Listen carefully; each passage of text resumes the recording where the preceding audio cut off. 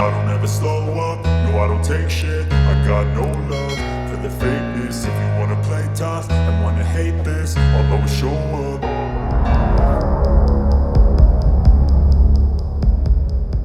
Zelenskiy vows to defend Fortress Bakhmut, hosts EU leaders in Kyiv. Ukrainians will fight, for as long as we can, to hold the eastern city of Bakhmut, President Volodymyr Zelenskiy vowed on Friday, as he hosted European Union leaders to discuss further sanctions on Russia and Kyiv's EU prospects. Shortly after Zelensky spoke, air raid sirens sounded once again in Kyiv and across the country, a regular occurrence during months of Russian missile attacks on Ukraine's energy infrastructure far from the battlefields in the east and south, but there were no immediate reports of new airstrikes. The head of the EU's Executive Commission and the chairman of the 27 EU national leaders have traveled to Kyiv to demonstrate support for Ukraine as the first anniversary of Russia's February 24 invasion of its neighbor approaches. Zelensky, flanked by the EU leaders at a news conference, said European sanctions should aim to ensure Russia cannot rebuild its military capability. And he had a defiant message on Bakhmut, the focal point of Ukrainian resistance to Russia's invasion and of Moscow's drive to regain battlefield momentum. Nobody will give away Bakhmut. We will fight for as long as we can. We consider Bakhmut our fortress, he said. If weapon supplies are accelerated, specifically long-range weapons, not only will we not abandon Bakhmut, but we will also begin to remove the Russian occupiers from the Donbass region of eastern Ukraine, which was occupied since 2014. Ukraine has secured pledges of weapons from the West offering new capabilities, the latest expected this week to include rockets from the United States that would nearly double the range of Ukrainian forces. The rockets, known as ground-launched small-diameter bombs, GLSDB, could target all Russian-occupied territory on Ukraine's mainland, as well as parts of the Crimea Peninsula seized by Moscow in 2014. Moscow says Russian forces are encircling Bakhmut from several directions and battling to take control of a road which is also an important supply route for Ukrainian forces. No EU fast track.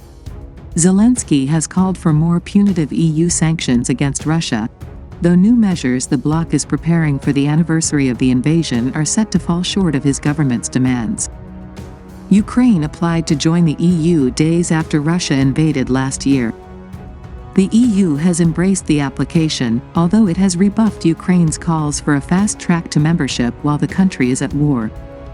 The EU will support Ukraine and the Ukrainian people against Russia's ongoing war of aggression for as long as it takes, the EU leaders were expected to say a joint statement, a draft of which was seen by Reuters in advance. EU officials have listed multiple membership requirements, from political and economic stability to adopting various EU laws. The process is likely to take years. The simple truth is that we are not there yet, an EU official said. The EU has demanded more measures from Kyiv to tackle what is perceived as endemic state graft. Zelensky has announced dismissals and investigations of an array of officials in the past 2 weeks. Asked at the news conference with Zelensky about Kyiv's membership bid, EU Commission President Ursula von der Leyen said, "There are no rigid timelines, but there are goals that you have to reach. The EU will ban Russian refined oil products from Sunday."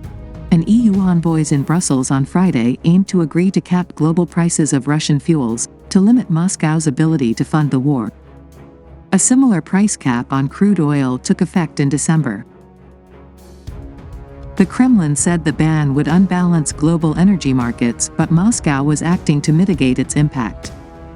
Russia's finance ministry said it would almost treble its daily sales of foreign currency to 8.9 billion rubles, $130 million, a day over the next month to compensate for lower oil and gas revenue. Russia's monthly budget revenues from oil and gas fell in January to their lowest level since August 2020 under the impact of Western sanctions on its most lucrative export, finance ministry data showed on Friday. The German government said it had approved the delivery of Leopard 1 tanks to Ukraine from its stocks. The tanks could be delivered sooner than more advanced Leopard 2s that Germany and other countries pledged last week. Ukraine's defense minister, Alexei Reznikov, said the new tanks being supplied by NATO nations would serve as an iron fist in Kyiv's counteroffensive to smash through Russian defensive lines.